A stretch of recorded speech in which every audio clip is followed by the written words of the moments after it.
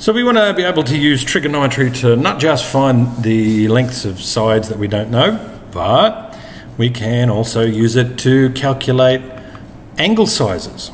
So in order to use trigonometry to find the size of an angle, we're going to need to have a triangle that has got two lengths that have been supplied.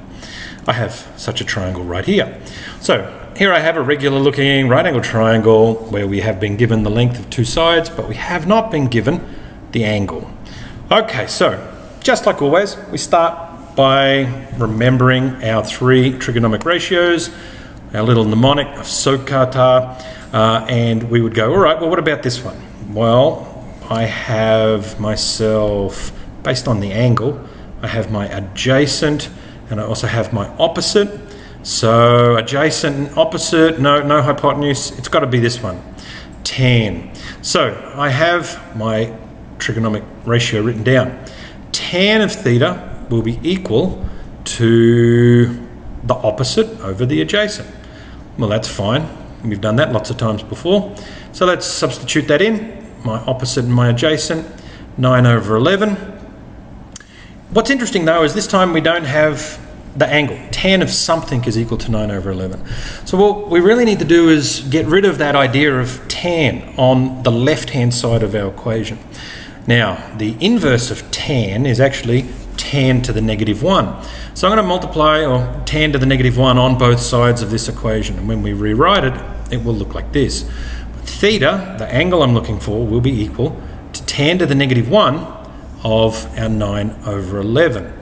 Okay, so when we write down our answer, we could have it written in two ways. It could be written as a degree, a decimal degree. It could also be written as a ratio. Not ratio, that's the wrong word.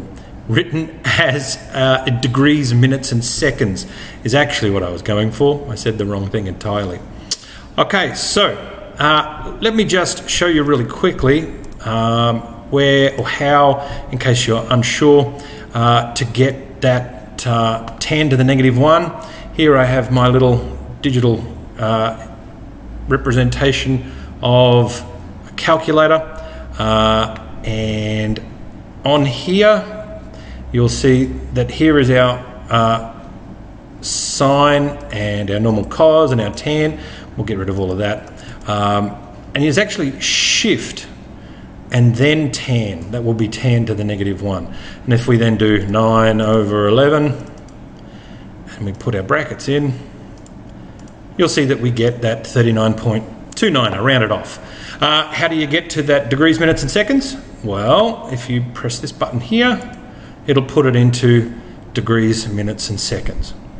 Okay, so that is using sides of a triangle to figure out missing angles and using trigonometric ratios.